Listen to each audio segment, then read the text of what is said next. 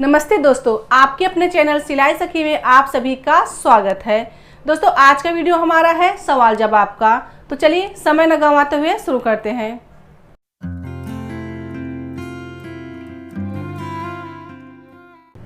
पहला कमेंट है मुकेश पाठक जी का। इन्होंने कमेंट करके पूछा है योग पट्टी के लिए कितना मार्जिन लेना है, सिंपल के लिए कितना मार्जिन लेना है। तो मुकेश जी, योग पट्टी के लिए हम 2 इंच मार्जिन रखते हैं और सिंपल ब्लाउज के लिए हम 1.5 इंच मार्जिन रखते हैं। अगला कमेंट है आशा बी जी का। इन्होंने कमेंट करके पूछा है मैम हमें 44 साइज का हाई नेक ब्लाउज कटिंग दिखाए प्लीज़। तो आशा जी, हमने जो 40 इंच का आपको बताया हाई नेक ब्लाउज, तो आपको 8वां भाग कॉलर के लिए यूज करना है। जब हम कॉलर बनाते हैं इसमें कुछ है नहीं, चेस्ट का चौथा भाग लेना है, कमर का चौथा भाग। तो इस तरह से आप देख सकते हैं हमारे वीडियो पे चैनल पे जाके, सिर्फ इसमें आता है कॉलर। कॉलर के लिए आपको 8वां भाग यूज करना है। तो अब आप हर एक साइज का बना सकते हैं। अगला कमेंट है राधिका भुसावले जी का। इन्होंने कमेंट करके पूछा है दीदी शोल्डर कितना लेने का और गले का कितना लेने का, पूरी जानकारी डीप गले का। तो राधिका जी, जो आपने कमेंट किया है, तो जैसे आप जब डीप गला बनाते हैं तो आपको शोल्डर के लिए 5 इंच रखना है, और अगर आपका डीप गला नहीं होता है तो आपको शोल्डर 6 इंच रखना है। अगला कमेंट है देवेंद्र कुमार जी का। इन्होंने कमेंट करके पूछा है हाय दीदी, आर्म होल और गले का 6 इंच मतलब दोनों बराबर रखना पड़ता है। तो देवेंद्र जी, जो आपने सवाल किया है, तो दोनों बराबर, कभी कभी बराबर भी आ जाता है, बराबर कभी आता है जब हमारा गला डीप नहीं होता है तो हम शोल्डर 6 इंच, आर्मोल 6 इंच लेते हैं। अगर हमारा डीप गला होता है तो शोल्डर हम 5 इंच रखते हैं और आर्मोल 5.5 रखेंगे। अगर आपने 5.5 अगर शोल्डर रखा है तो 6 इंच हमारा आर्मोल आएगा, तो इसमें आधा इंच, पाव इंच बढ़ जाता है आर्मोल। अगला कमेंट है वैशाली जाधव जी का। इन्होंने कमेंट करके पूछा है मैम प्लीज़ मुझे 40 साइज का पेपर कटिंग बताओ ना ma'am please. Chest 10, Qamar 37, sleeve 6 का हाफ फिटिंग। तो वैशाली जी, जो आपने कमेंट किया है, आप खुद से फार्मा तैयार कर सकते हैं पेपर पे। तो जैसे आपका साइज जो है 40 इंच का है, तो 40 का हाफ आया है और 40 का 1/4 आया 10 इंच। तो इसी तरह से जैसे आपका 10 आया है, उसमें आपको 2 इंच मार्जिन मिलाना है, तो आपका चेस्ट 12 इंच पे निशान लगेगा। अब आता है कमर। तो कमर आपका है 37 इंच, तो 37 का 1/4 आपको लेना है, तो उसका आएगा 9.25। 9.25 में आपको 1.5 इंच या 2 इंच जो भी आप मार्जिन रखते हैं आप रख सकते हैं। और स्लीव्स का आपको हाफ लेना है। तो देखिए, जो स्लीव्स आपने बताया है, तो ये स्लीव्स राउंड बोलते हैं इसको।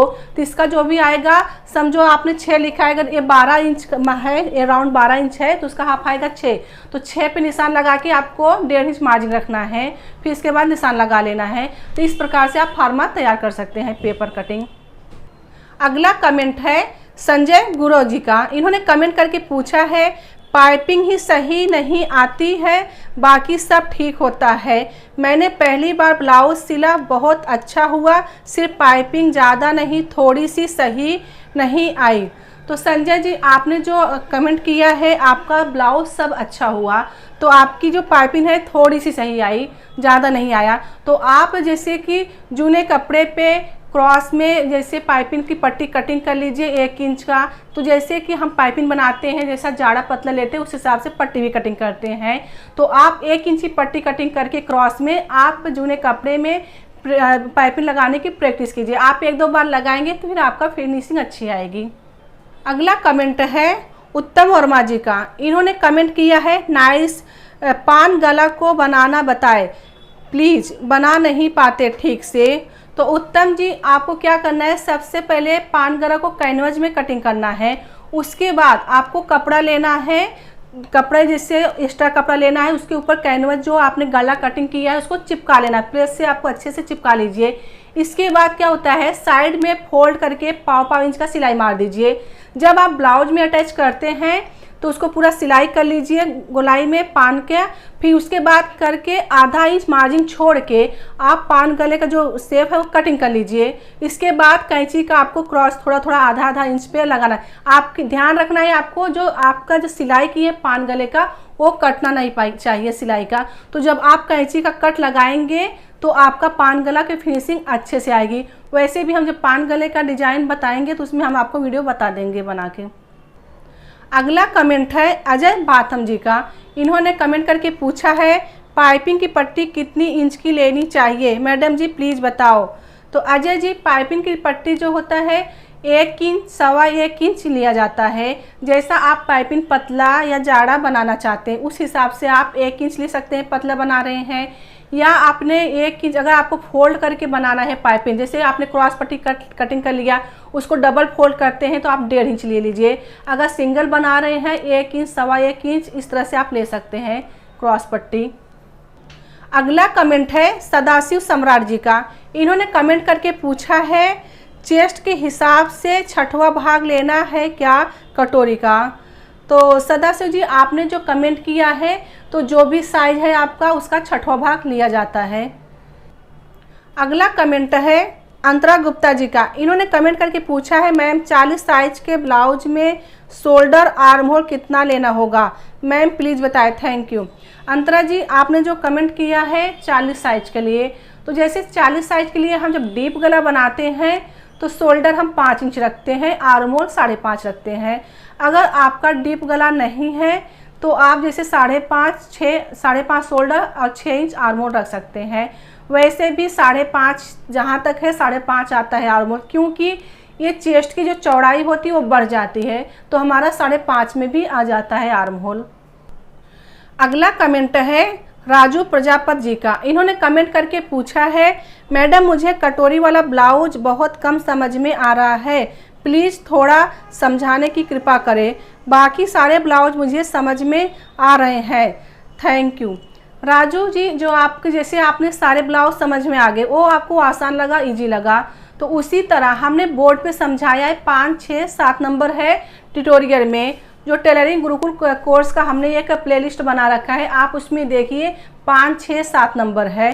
तो उसमें हमने बहुत ही इजी आसान तरीके से बताए हैं, और आप एक पेपर में प्रैक्टिस कीजिए और आपको आसान लगेगा। जैसे आपने ये समझ लिया थोड़ा आपको कठिन लग रहा है क्योंकि आपने कभी ज़्यादा प्रैक्टिस इसमें नहीं किया होगा, और बाकी में किया वो आसान लग गया, तो थोड़ा हार्ड है वो आपको आसान हो जाएगा, तो आप प्रैक्टिस कीजिए। अगला कमेंट है पूजा कबीर जी का।